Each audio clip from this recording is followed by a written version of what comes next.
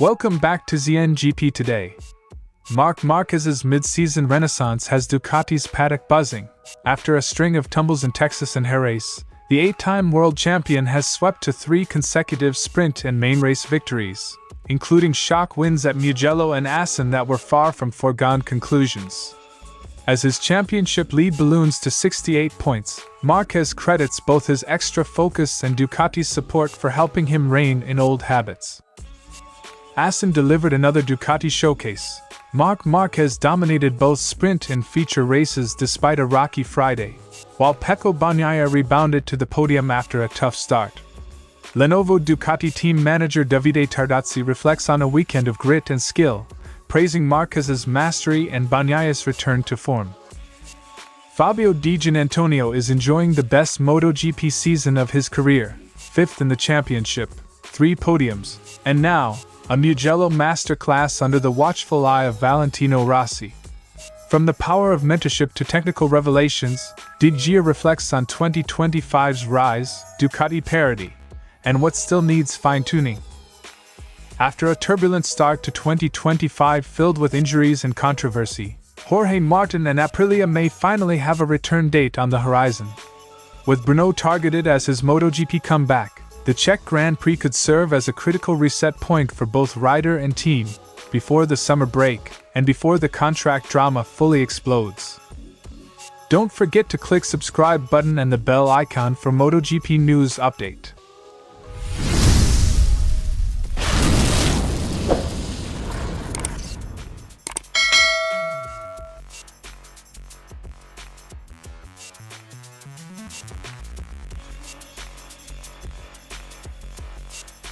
Despite track layouts that once left him vulnerable, Marquez has conquered circuits he didn't expect to master, turning potential weaknesses into defining triumphs.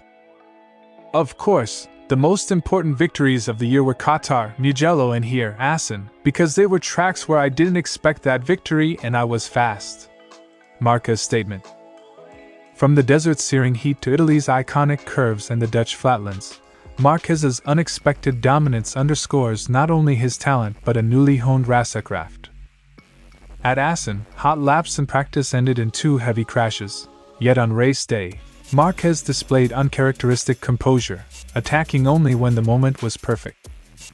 I'm happy for Ducati because they helped me to control myself and to control my instincts.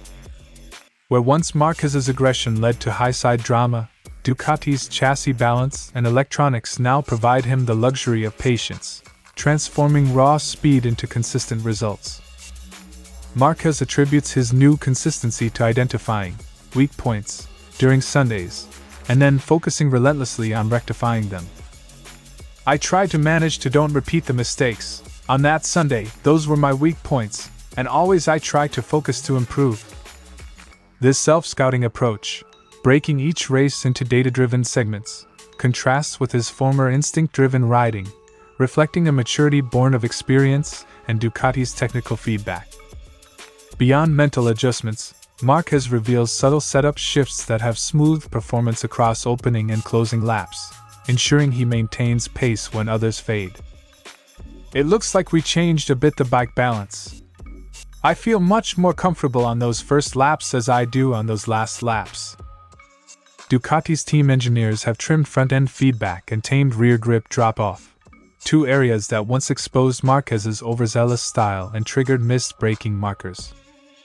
With the German GP up next, Marquez plans to revert to his old attacking self around the flowing, left turn, heavy Sachsenring, while recognizing he must begin managing his growing points cushion. Sachsenring. I will try to attack. I will try to take 37 points. But I need to understand that if somebody is faster, they are faster.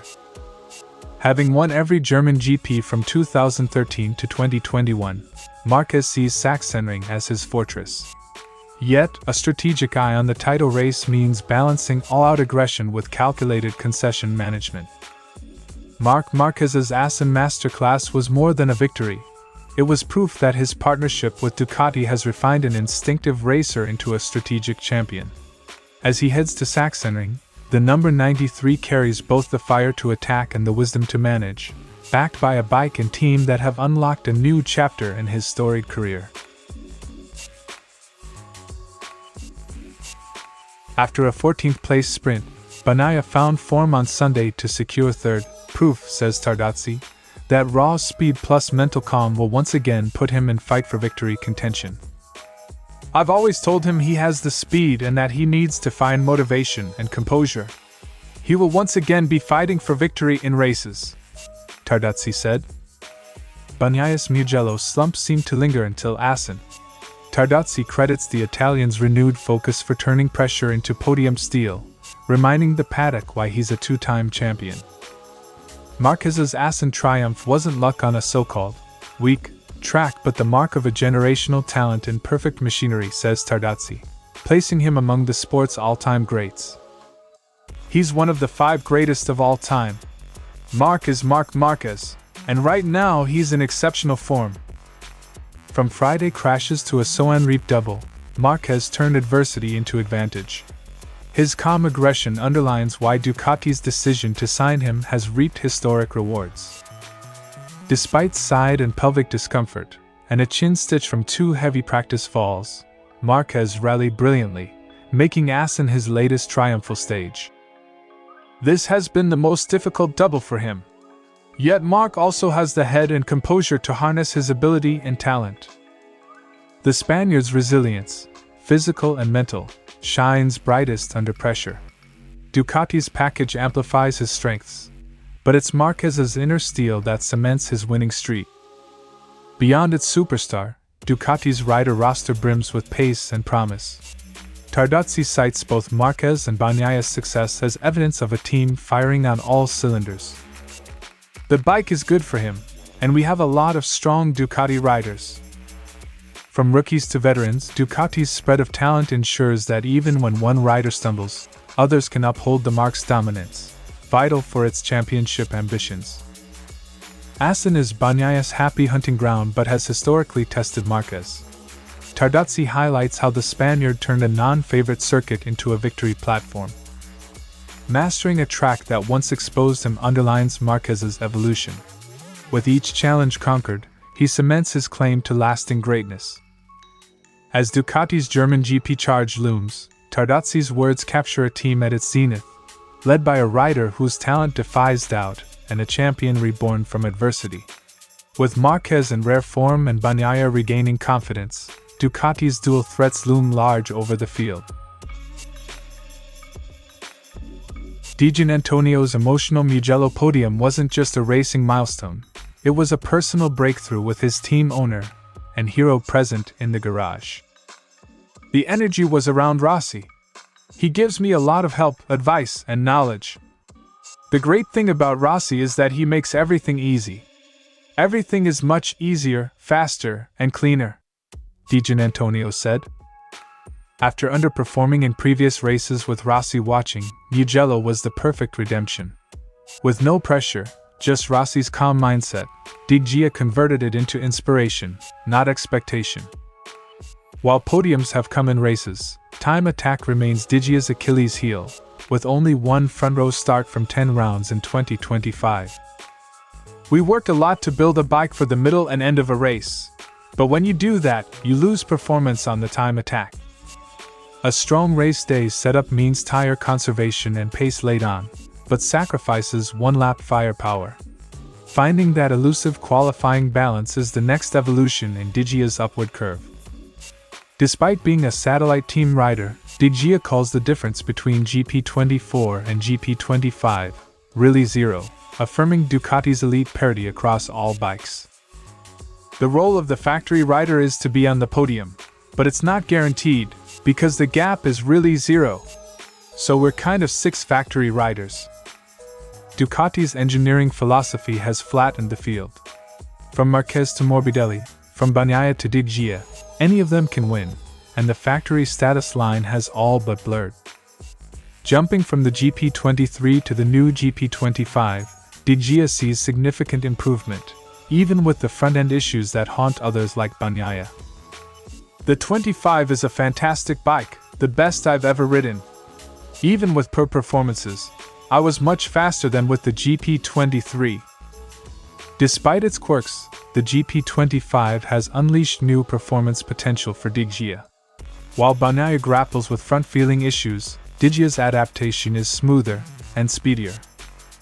After a painful preseason crash at Sepang added to lingering 2024 injuries, Diggia still made the grid for Thailand and hasn't looked back since. I had a crazy start to the season. It's not been linear, but I will continue to work to make it happen. Resilience has defined Diggia's 2025. From injury setbacks to early season struggles, he's turned adversity into acceleration, podiums, pace, and Rossi's nod of approval prove he's arrived. Fabio Di Gianantonio isn't just riding better, he's believing more, inspired by Rossi, equipped with top-tier machinery, and determined to fix the final pieces. As qualifying sharpens and consistency rises, the VR46 rider could be a dark horse for podiums, and maybe more, in the second half of the season.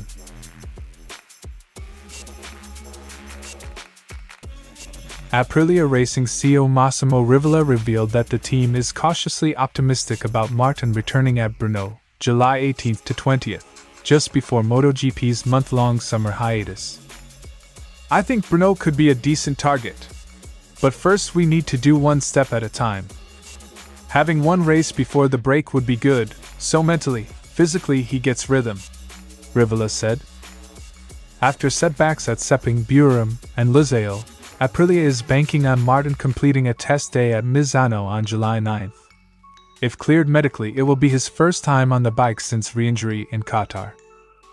Martin's 2025 began before it even started, with two separate injuries derailing his testing and debut plans. When he finally lined up in Lusail, another crash ruled him out again. In Qatar, he had not ridden in months. Now, it's his call to do something special, to stay here. Then to get results is a second step. The comeback plan isn't about winning, it's about rhythm, fitness, and laying foundations for a clearer second half of the season. Even one solid GP before the break could drastically change the momentum. Martin's comeback won't be quiet. His ongoing contract dispute with Aprilia, amid claims he's free to leave for 2026, is escalating, with Aprilia ready to take it to court. If it ends in court, I'm relaxed, Rivola previously statement. Martin's return at Brno may coincide with fresh headlines about his future. Aprilia remain firm he is contracted through 2026. Martin's camp insists performance clauses allow departure.